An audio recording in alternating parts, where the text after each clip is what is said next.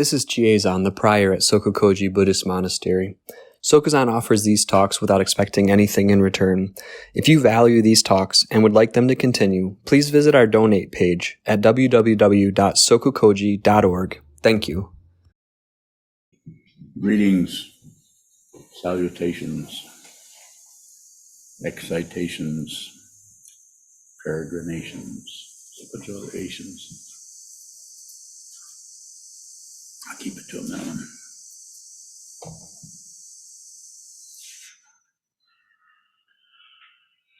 This situation does not generate any funds particularly. We have nothing to sell. There's nothing here to purchase particularly. Maybe a few prints or books, not much. Come and help us if you can. Come to the website, donate if you can. If you can't, you know if you can. If you cannot, so leave that up to you. Whatever the situation, you're always welcome here. Not only on Zoom, but on in person. If you want to come here, that can be done. And to all of you who are helping us regularly, we are aware of that and want to thank you for that help. Nobody really asked me for a Dharma talk title today, so I really didn't have one, but maybe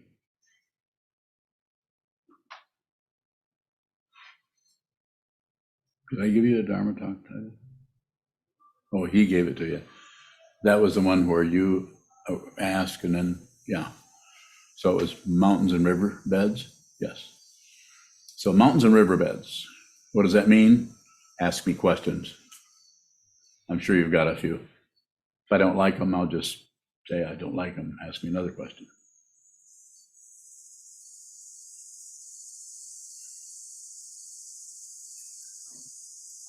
Do you have a blue card? Yeah. No. Yeah. Just checking. Okay, where's the questions at? I just asked Ian a question.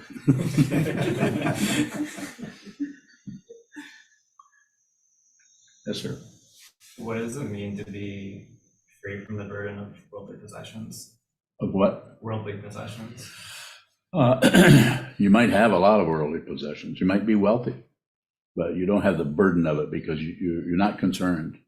You're not fighting with anyone to protect it, nor are you fighting with anyone or arguing or challenging anyone to get more stuff, get more things, more items, more gear. So it's about the grasping and the fixation on it that is the problem, not the worldly possessions. You can have all the stuff you want.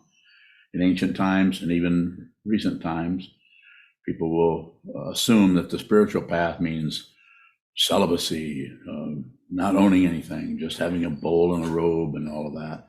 And in ancient times, that might have been necessary to do it that way. It might have been necessary. It probably was. Not only probably, it was necessary.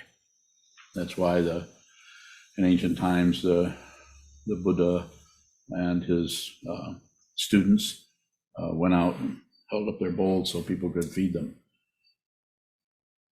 So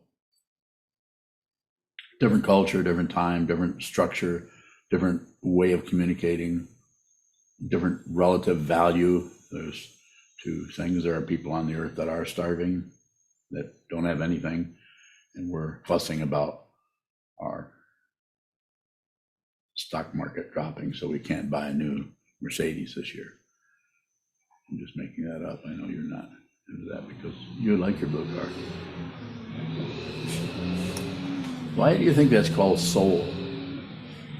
S-O-U-L. You notice that on the front? I'm not sure. Oh. I know sometime my mom asked me how the soul was doing. How my soul was doing, and I was like, wait, what are we talking about? How's your soul doing? I could see where that could be a little bothersome.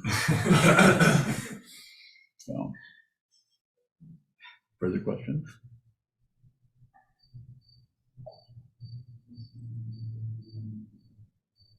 What a dwelling. How can we see whether our desire for simplicity is truly part of our path?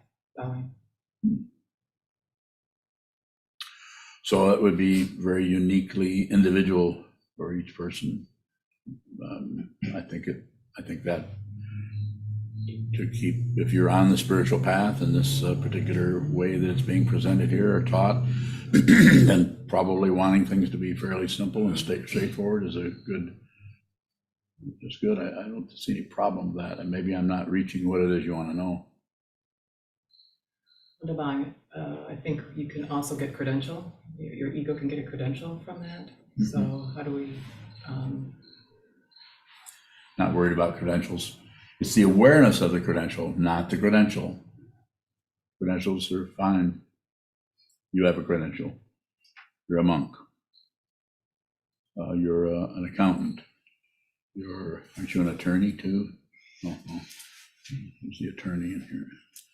So, and you have two, well, go on with your credentials. You have 2 master's degrees and a bachelor's degree. Isn't that true? No PhD. Why not? What's this? Done. I was done with You're the done. Education system. Done. You're fully baked. Okay, understood. Further question? Divine, I'm doing YouTube for Junshu today. Who's Junshu? Junshu is this person, masked person behind me. That's why I didn't recognize you. Masked. Okay, you're doing YouTube for her. So Ondavang Sami is asking, how are wisdom and confusion not separate? So simply put, in order to see confusion, you need wisdom. So, and when wisdom is, which isn't anything in particular at all, the only description of it is it just receives. It doesn't have any axe to grind with anything. So since it just receives, it actually eats that wisdom or eats that confusion alive. It just gobbles it up because it has no preference. So when confusion arises, when pain arises, suffering arises, whatever, the Buddha said, life is suffering. He didn't say, go to war with that and try to stop it. Be somebody else. Be somebody who doesn't suffer. What did he say? Train your mind. More. What do you mean by gobbles it up? Receives it. Receive the suffering. Receive the confusion. Receive the difficulty. Receive. This is what you're training when you sit down and face the wall. You're training yourself to receive the world, receive your life, receive your emotions, your everything that arises. And if you do that thoroughly, completely, over the top, and consistently and intentionally, over and over, the so-called self or ego or narcissism cannot live in that environment because it needs to grasp that aspect of the consciousness, that little pocket off in the corner that is your own personal dictator. It needs things. It might not say it that way. It'd say, I really like to have that, what you have there. You give it to me at gunpoint, whatever. It needs something. Wisdom doesn't need anything. Wisdom is not separate from anything, nor is it the same as everything. It is that difficult. And sometimes the only thing that can awaken you to that is, as you were mentioning earlier, is a jolt or a shock. Some kind of a shock needs to come along, perhaps. You aren't going to be able to do this with logic. Logic runs out. Awakening is not logical, nor is confusion. So there's the similarity. Semi. Well, Divine, can we partially receive? So when we see what is showing up, but then our ego is saying, oh, good job, bowing. Yeah, you just watch that. Don't try to get rid of, oh, good job, or some kind of self-credentializing your situation. Just observe it. Because if you try to get rid of it, you will succeed somewhat because it is a relative thing that's coming up, and if you relate to it relatively, yes, you can shut that out. But at least I don't take credit for wonderful things I do. Everybody else is taking credit, but I'm sure you've all noticed how I just don't do that.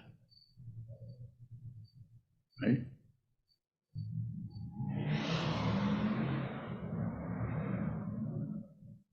Go ahead. Divine, are we still doing any receiving? Yes, you receive the way you're obstructing things. If you look, looking at the confusion, looking at the negativity, looking at the narcissism, looking at your greed for whatever, you want something else. The awareness of that is wisdom.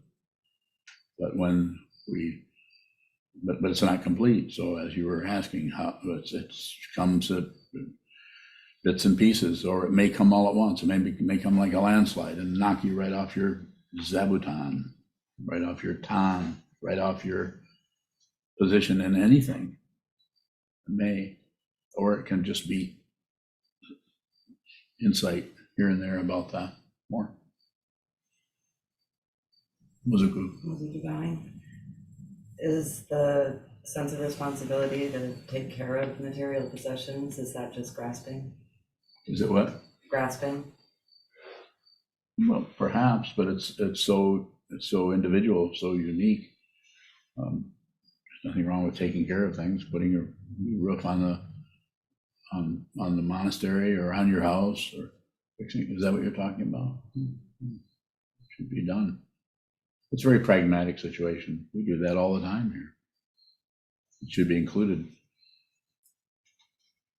Is the desire for simplicity in the sense of not having to do that, is that just aggression? No, I wouldn't go anywhere with it. You want to sell your house and move in the monastery? Yeah. No, later on, not yet. Later. That's why you have a teacher. Further questions? Underlying Semi has a follow-up. Is receiving just observing the process of impermanence over and over again? That's pretty well said. But even that statement or that description will start to change. It will start to change. It can get more uncomfortable. It can get more threatening, where your ego mind will say, I don't know if I want to go any further in this direction. It might be a little bit too strong. When the ego, the self-centeredness, finds out that it's not going to get included in enlightenment, it can revolt and do all kinds of things. Change direction. I had a student at one point who, and I want to clarify, and before I even say this, is this person is not doing anything wrong. They're doing what dependent origination is pretty much laying in front of them to do. So this does not mean fate, but they got into this pretty far into Buddhism, and actually at some point something happened in their life where they just turned around and went right back into Roman Catholicism, and they're still working in that area. So it's not incorrect. They're doing what they felt like they needed to do. They never asked me about it. They just did that.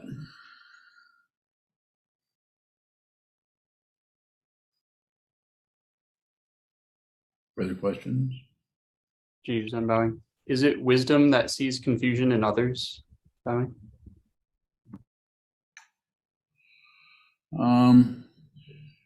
No, probably is. You have to excuse me a minute. I'm trying to get this.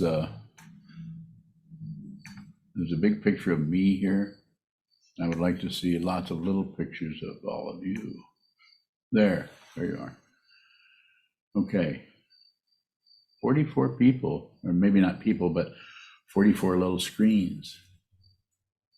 Some of the screens have no people in them. So what was your question again, Sokuzan? Jeeves, I'm bowing. Is it wisdom that sees confusion in others? Bowing. Yes, wisdom always sees the confusion, but that wisdom maybe have all kinds of attachments to it, like some aspect of the consciousness that can be attached to that is taking credit for it. There's somebody who is seeing the wisdom, or somebody who is seeing the confusion in the other person and coming to a conclusion. If you see confusion in someone else, that's your confusion. That is your projection. That's the path. That's the path. When you see someone else that's confused or deluded or misstepping or is wound up in knots, that is your projection. Don't believe anything I say, but you might want to consider it. Yokodo. Gyokudo bowing. Is it also a projection if we see suffering in someone else? Bowing. Everything is a projection. Everything you see is a projection. Until you see what this is, and if you see what this is, you certainly won't be here. You'll be somewhere else. You'll be somewhere else, not confused and not particularly without any questions or any desire for something else.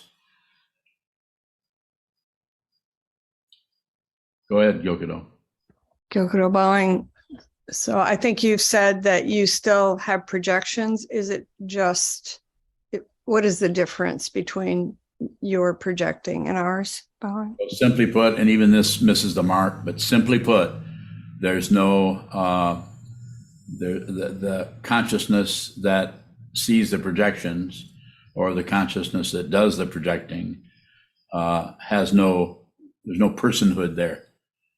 I'm not claiming some kind of a credential, how wonderful I am, I've transcended my ego. I didn't say that.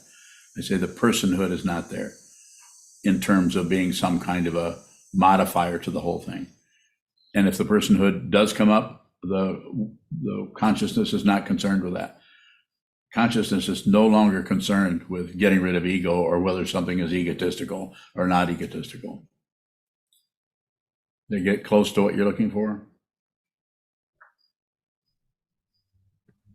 Gyokudo bowing. I think so. So when you see suffering or confusion in others, is it not anyone who is seeing that? Is that correct? There's just the seeing. The seeing is seeing. There's no person who's seeing that.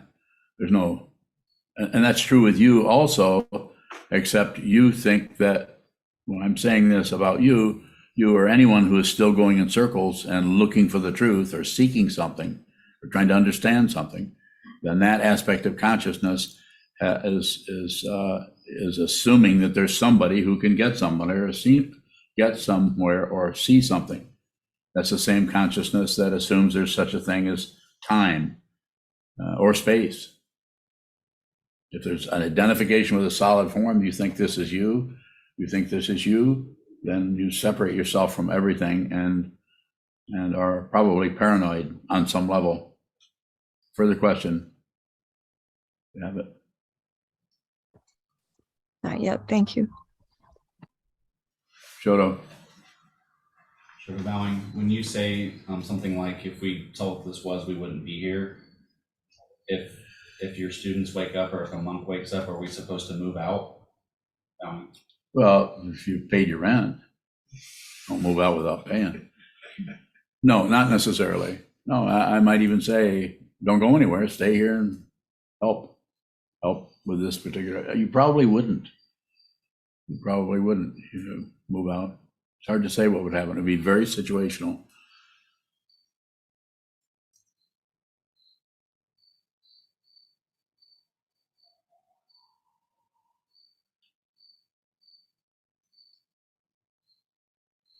Shoka bowing. Go ahead, Shoka. I'll get back to you. Go ahead, Shoka. Earlier was talking about wisdom and confusion. That's What is the confusion that wisdom sees? really, you're going to ask me that. The wisdom, let's see, the confusion sees the wisdom sees your confusion. Are you confused? Yes or no? That's what it sees. Who sees it? Who sees it? You know? No. The wisdom. Wisdom sees it. Consciousness only.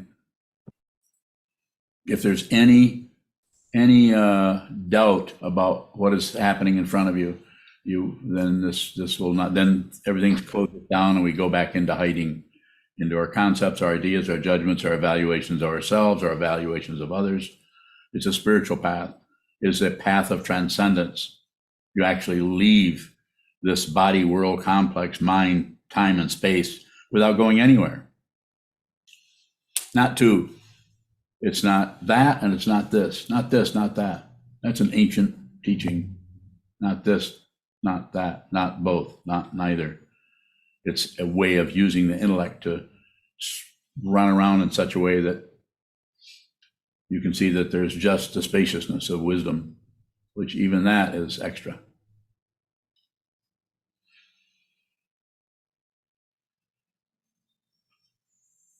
More? Shoka. Sokuzan, what is the difference between the confusion that we see in something else or someone else and the confusion that wisdom sees?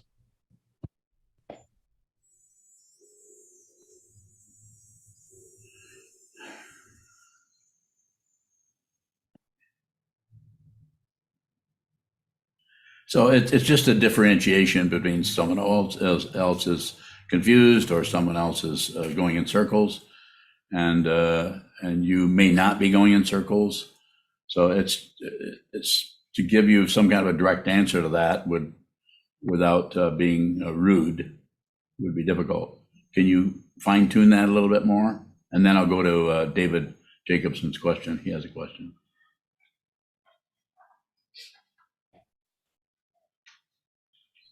Sokuzan, not at the moment. David, go ahead. From your perspective, I mean, this may seem like a strange question, but are we alive? So since you ask it so directly, I can respond to it very directly. Yes and no. Insofar as the consciousness is aligned with this particular human form, this organism, then there's life. But insofar as consciousness does not come or go, it has not arisen, so therefore it can't disappear. And consciousness is aligned with biology, you could say, with flowers, plants, trees, mice, raccoons, reindeer, human beings, anything that's living, as consciousness is happening there, along with trees and all kinds of plants, everything, even rocks, consciousness, showing up in a different way. But our projection is that we're moving through time, and that reinforces the feeling of being somebody going somewhere, and through apparent space when we're actually walking through consciousness. We arise in consciousness. Consciousness doesn't arise in us. We arise in consciousness. More? Were we born? Pardon me? Were we born? Our relative situation, yes, we're born, but ultimately, no, nothing, we're unborn. So therefore we can't stop, we can't cease. It's just a way of talking, using relative concepts, a way of talking about and addressing that which is ineffable and has no characteristics, has no qualities. It isn't anything. It's an astonishing discovery. And when one realizes what this is, you also realize how easy it is to miss this, to live your life embroiled in right and wrong and up and down. And I got it and I don't have it. I'm getting there and I'm not getting there. Even monks do this. Even people on the spiritual path wind up in their ideas, their concepts, their ideas, and their structures about the nature of the path and of their of everything. But to transcend this world leaves you without any reference point. Even Buddhism doesn't work. Everything falls apart until it's completely over, and then nothing has happened. And why has nothing happened? Because there isn't any solid reference point anywhere. More, David? Yes. So you're really answering my questions. Given the fact that we're dependently arisen, do we have qualities? Relatively, yes. But the qualities are empty of a self. They're empty of an other. And that's just a traditional way of saying that whatever shows up is there. It's relatively there, but it's ultimately, it's not. Would it be helpful to think of us as emerging, rather than sort of being. I mean, emerging implying that something like a freckle appearing on skin. It's not separate from anything. Everything just has emerged. No, Why not? I don't like it. Can you explain? Too much stuff, too much Too much helpful. intellectual stuff? Yeah. Uh. Helpful to be, would it be helpful to, no, it's, what's helpful is sit down, hold still, look at the wall, look at, eyes open, look at something where nothing is happening and watch what continues to spew forth from the mind. Outflows, commentary on everything. Watch that until eventually the consciousness returns to its true nature, which is without a self, without an other. Okay, bowing. Thank you. Yes, sir. Welcome. Further questions? Young.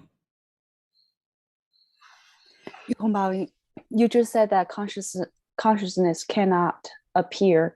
Can consciousness cannot disappear? Bye. Correct.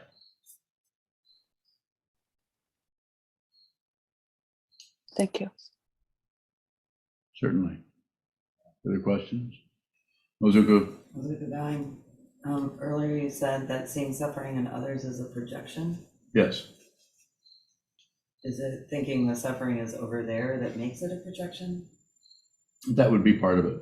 They're suffering, I'm not, or they're crazy and I'm not. Or they are really confused. Have you all noticed how easy it is to see how screwed up everybody is? Even though you have your issues, but still, if you look at somebody else's life, you can see where they're confused. Things are going wrong. They should be more like you. see better, understand better. More? You said that's part of what makes it a projection. What's the rest of it? You believe it. You actually believe that. Believe the suffering? Yeah, you believe that that person is, you add on to what's already there. I'm not saying they're not suffering, but the projection, you don't really see. If you saw clearly, I'll get fancy here. If you saw clearly what was in front of you, you wouldn't see anything. Because an eyeball can't see itself. That's traditional and bent eyeballs.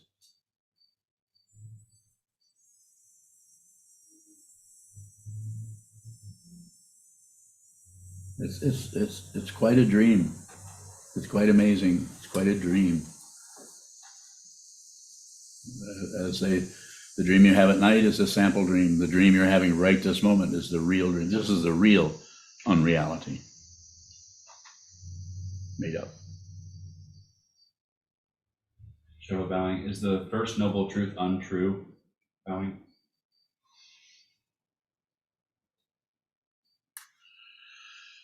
So ultimately, you could look at it that way probably. So everything is untrue in terms of relative truth. It's partially true, but it's not completely true. It's relative, so it comes and goes. It's impermanent.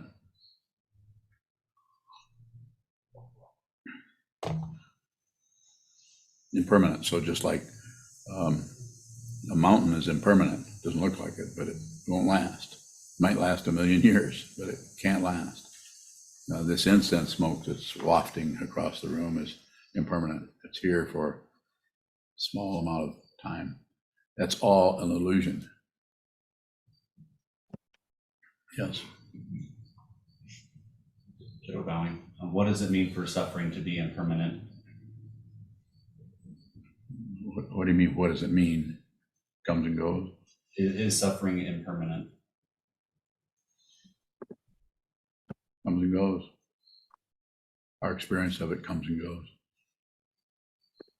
But ultimately, it's from the point of view of realizing what this is and who you are and what all the suffering people in the world are, what's happening there, you may have to relate to the suffering of others, put others before yourself. But nothing lasts.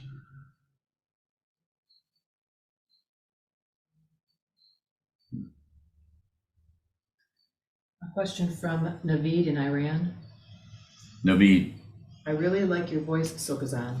Have you always had this voice, and has chicken taza helped your voice to be this warm and rich?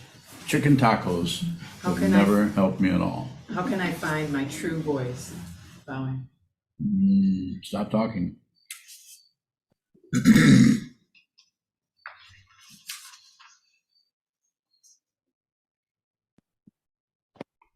How are things in Iran?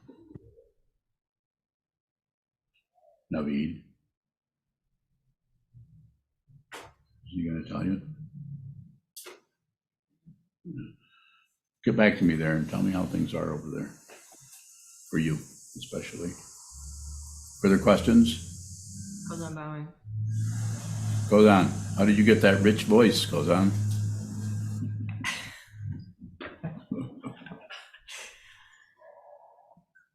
I don't know. You don't know. Okay. Go ahead. What's your question?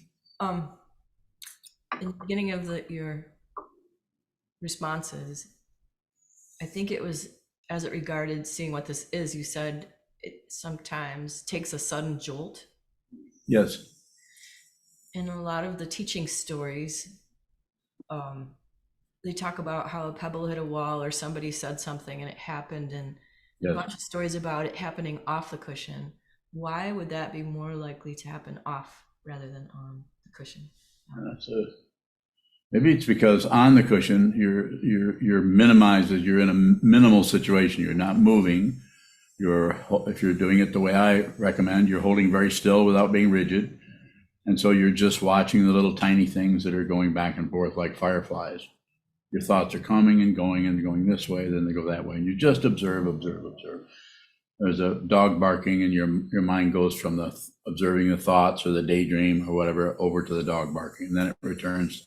Then it returns to the color of the wall. Then it returns to one of your knees is hurting a little bit. So very simple phenomena are arising in the mind stream, which allows you to watch, by watching, not accepting, rejecting, or looking away, passion, aggression, and ignorance, to strengthen the observer aspect of consciousness. That part of consciousness, to single it out a little bit, that is just receiving, just observing, just smelling, tasting, touching, hearing, thinking, feeling, just.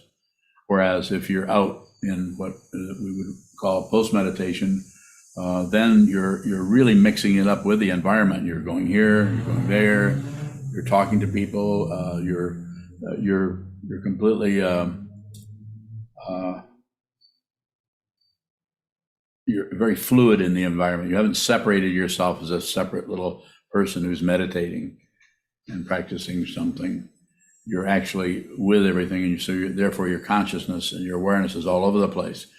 So probably that is going to, if that kind of instant flash or instant something hits you or something startles you, and conjecture here, I would say it's unlikely for that to happen without practice, although it happened to me, but way before I started practicing, about 12 years before I started sitting meditation.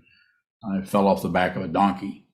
I was riding a donkey out in the back roads and fell and had a powerful jolt of understanding. And I still can't put it into words. I've tried a few times, but each time I do, I realize I can't describe that.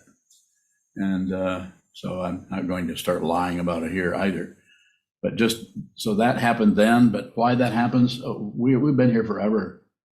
And I'm not proposing we believe in past lives or any of that, or future lives or any life, but something's happening in consciousness that you're not separate from, I'm not separate from, that is not limited to just this, my lifetime of 81 years, not limited to that. It goes everywhere, it goes in every direction. It's unpredictable. I started to say uneffing predictable because that's how it's like, it's intense. The intense appearance of otherness is the illusion. It's intense. So what do? Pull ourselves temporarily away from that, sit down, hold still. Just watch the mind. Keep it very simple. That's where you're going to find out what everything is. Not by roaming the earth, traveling and looking for experiences and collecting this and collecting that, and being any of that. I'm not saying that's wrong. Maybe that's what you need to do with your life, is run all over the place and be a explorer or discover new things. Maybe you should. But if you want to find out what the Buddha was pointing at, then you have to, as you see these little sculptures everywhere, you have to do what he did. Sit down, hold still, sit in a symmetrical posture, and wait. You use that word once in a while. Just wait and watch and observe, and just observe, observe, observe. See what this is yourself. Further question? David Bowing. Yes, David. Question. I think you say that nothing happens. Am I correct, or am I misinterpreting? Yeah, I've said that, yes. Can you explain what you mean by that? No. Would this make sense, that nothing happens because nothing's separate? Yeah. Yeah, nothing is separate. Everything is dependent. There isn't. So every flea that bites every cow, you're the cow, you're the flea. You're not separate from them. You don't have consciousness, just like you don't have consciousness that your food is being digested. You don't have consciousness that your fingernails are growing. You don't have consciousness. We're fundamentally ignoring everything in order to feel like somebody somewhere who's protected and is safe, instead of saying who you actually are is not threatened. Can be threatened. I'm not saying the body can't be threatened, but you're not just your body. So relatively, it's true that something happens. Yeah, sure. In reality, you can't pinpoint any start to anything happening, since it's not separate. Yes, nothing starts, nothing happens, nothing begins, therefore can't cease. And nothing finishes. Well, what? No, I'm just saying, if nothing starts, you would think nothing can finish either. I mean, Yeah. it just goes, right? Well, Thank you. Thank you. You're welcome. Thank you for the question, David. Appreciate it. And Unyo is reading your book, by the way. Oh, really? Wow. I hope she's enjoying it. Are you? I am. She is. Yeah, she said she was. Oh, great. Thank you. It was on nuclear physics, right? Yeah. Yeah, that's me. Yeah. No, actually, what was the title of it? Music. Yeah, Secrets of Musicians. Can't remember the title. Secrets of Musicians. Was that it? What was the title, David? Well, it's called Lost Secrets of Master Musicians. Yes. It's about, awakening in music. Yeah. Well said. Thank you. Yes, sir. Any further questions? Jishin Bowing. Eugene. Are seeing and awareness the same? Oh. Did you say being and awareness? Seeing. Seeing? Yes. And awareness. The way I use seeing is the of the six sense fields, including the mind. It's the one that is in terms of physical sense perceptions. It's the one that is the most convincing that everything is over there, whereas the other senses are much more intimate. Sense of smell is right here. It's not. Even if you smell something that's over there, the smell is here, and the seeing is here in this situation. So when I say seeing, I am referring to all of the senses, including the mind which sees, the eyes which see, the nose, tongue, body senses, receiving. So when you are saying you have to see it, yes, and I think you use it in the deeper context, or perhaps you have to see that you are not separate. would it be different seeing there? I'm not tracking what you want to know. You want to run that by me again, maybe with different words? Sometimes you use the word seeing in the context of, I think, realizing. Yes. See to realize. So I'm wondering whether that seeing is different of that seeing of perceiving things. The receiving? Through the eyes, yes. No. Seeing is the way I'm saying. There's a path quality to seeing, which means you're receiving. Anything shows up, don't fight with it. Anything, no matter how irritating an emotion arises in your mind stream that was triggered by the person next to you or the society or anything, if you react to that and blame that so-called trigger, it's the very nature of confusion. It's the very nature of selfishness and greed. And you can, even though you can justify that, well, they did this and they said that, doesn't make any difference. Whereas if you're actually seeing what this is from the point of view of realization, you may still experience in your mind stream intense irritation or anguish or angst, or you pick the word, but you will not do anything about it.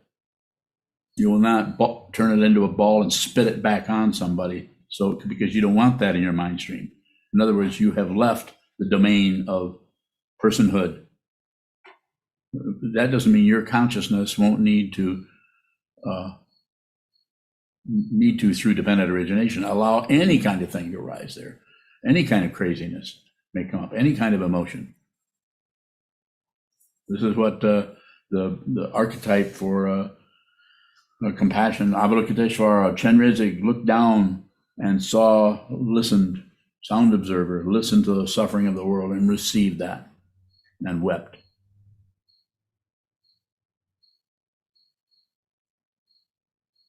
You need to do that in some way. Yun. Where is the greed in the blaming scenario? The greed is that you want to be right. And even though you see somebody in front of you suffering, you want to be right. You know what I'm talking about. And you're going to keep that for yourself. Intense greed. How do you work with that? I'm not saying don't do that. I'm saying be aware that that's the ego. Anytime you get angry, anytime, yeah, that time. Anytime you get angry, this is selfishness. Unless you're a realized being, and then you may be blowing your stack all the time just because your students are so needy. You have to knock their heads off. If you realize what this is, the world comes to an end. It's never started. You see what it is. And you have no proof. I don't have any proof of anything. Just like I took my Roxo off yesterday.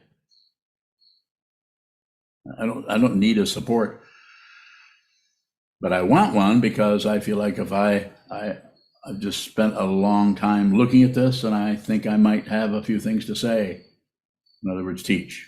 If they're students, so far I have people listening, and I have some students, so I'm going to continue to do that. Further? Well, I think what just came to mind at the end of that was how kind of hilarious it is. It's extremely funny. It's extremely hilarious. The problem with that is you can't particularly just go and see the humor in it. You can't abandon it for them. You have to stay in that sausage factory and smell it, and then the humor is actually there, rather than back away and that kind of humor, like, oh, look how funny that is that they're so crazy, whatever. You have to stay there. Do you follow me? That's probably enough. Does anyone have a question here that I'm not seeing?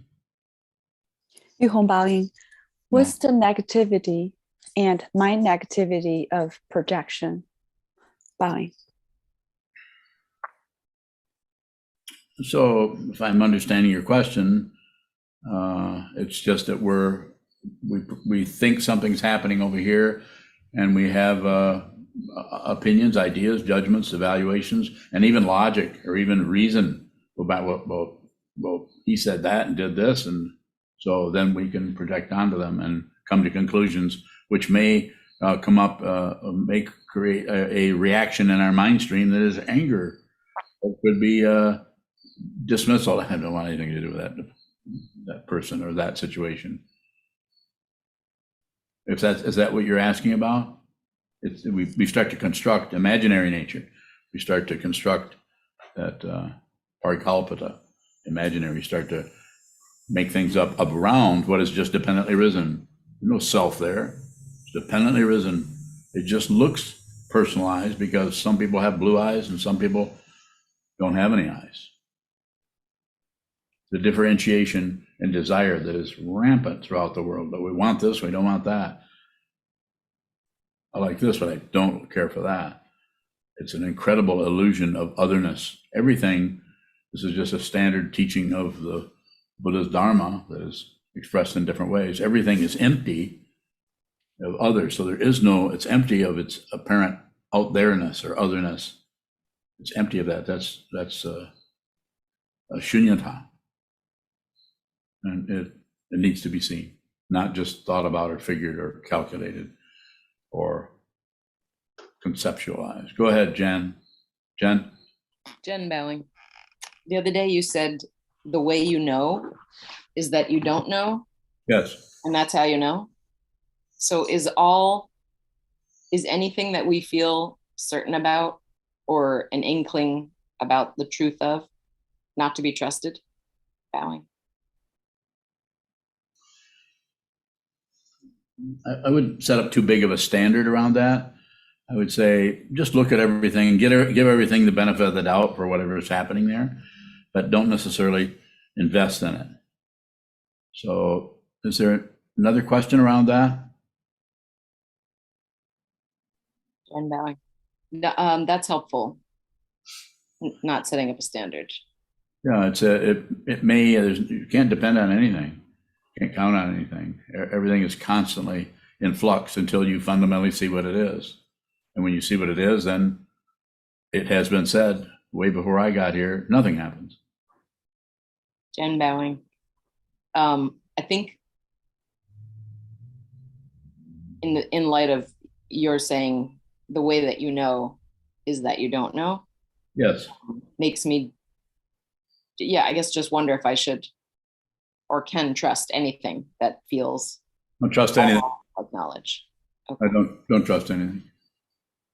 But don't ignore anything. Don't look away. Don't push it away. Aggression. Don't make up a bunch of ideas about it. Like I can't trust. I can't trust. I can't trust. Don't jabber at yourself about it. But don't do anything with it. And then when you approach it that way, then it is minimal enough that you can see the way you still have your hook in something, because you've slowed down, you're just on receive, and then one of the things you receive out of what looks like otherness or that other person and what they're saying or doing or whatever is also your addition to it, your commentary on it, your little Post-it note that before you'll even look at that, you've got to make a comment on it, including don't believe this. Don't do that. When I say don't do it, if you do that, then just observe the way you object to something, even in a tiny way. It seems to modify the whole thing and perpetuates belief in a self, belief in an other. Doesn't take much.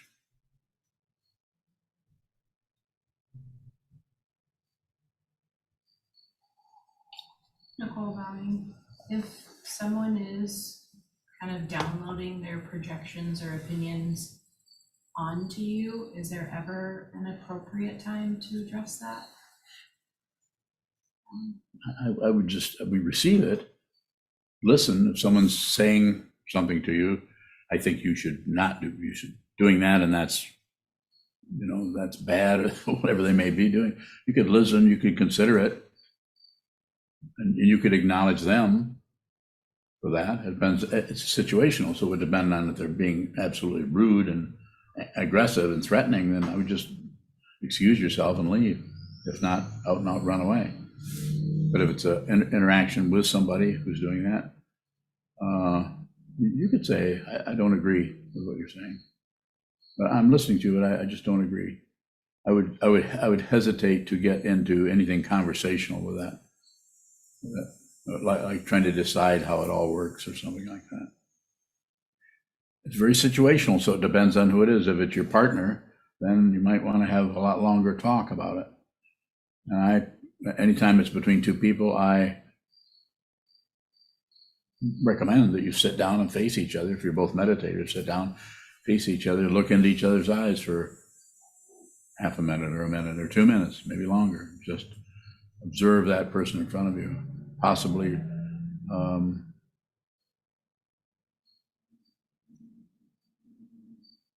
I could say a lot more about it, but I think that's probably enough right there.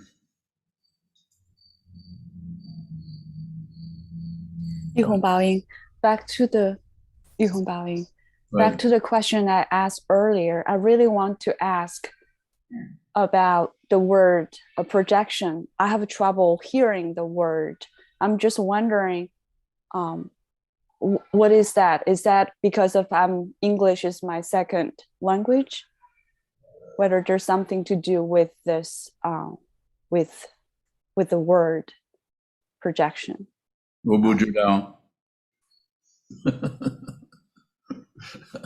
I just had said the only phrase I know in Mandarin. So I would say the projection is, I don't think I think you're perfectly able to see what it is. It's when we see something happen, then instead of seeing and receiving what it is that's happening, we project out, we put something in front. It's like we put a cover on it. And then we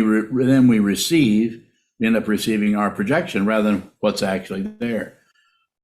Like when you're working with your children, not that I'm an expert in raising children particularly, but I'm saying when you're working with the children, that's a strong area of where projections come up, because the desire to protect your children, to educate them, to make sure that they aren't going off the track in a direction that's chaotic or confusing to them, or might even be harmful to them because they're young, they're babies. And so you want to protect. So there might be a lot of projecting coming up on top of them. So is that helpful? The way I'm responding to that? Or do you have a further question about the word projection? Yes, it's very helpful. I think maybe I have difficulty seeing my own confusion. I think that might be like for myself. Yes, it's. Thank you, Baoying. I have one more question. When you talk about the impermanence, for example, the smoke of incense. However, the impermanence is periodically because the smoke of incense turn to different forms. I'm wondering, the impermanence happens momentarily and periodically, and how is that? My second question is, the smoke of incense is consciousness or not? Is the smoke of incense consciousness? Bye. Everything is consciousness. Everything is consciousness. It's just showing up within consciousness as an aspect of consciousness that has solidified.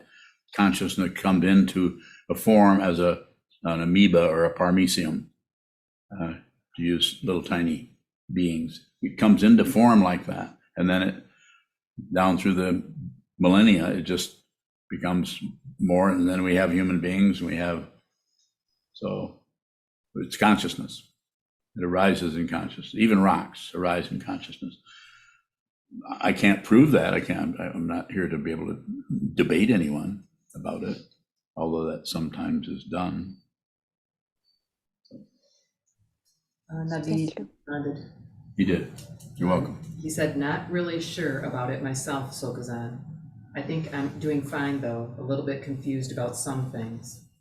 Thinking a lot about joining the SokukoJi. Bowing. Good. Thank you, Naveed. I hope everything goes well for you over there. That sounds like a difficult place to live. Further questions? Jishin? Jishin bowing. I have another question about seeing. You said that if you see clearly what is in front of you, you wouldn't see anything. Yes. What is that which sees that anything? Bowing. It isn't anything. It isn't anything. It isn't anything, and it doesn't see anything. It's ultimate. So it has no particles. It has no left arm or right arm. Has no eyeballs. Has nothing. And so therefore it can't see anything but itself. And of course, the idea here is to use language that is as true and direct as possible without making some kind of sidetracks where we're trying to explain ultimate truth, or we're trying to become physicists or something like that. To see, you will see something, but it's not separate from you. So there is no contrast there, no separation? Yeah, so there's no separation. That's correct. No separation. Separated, perhaps, but fundamentally not separate. Thank you.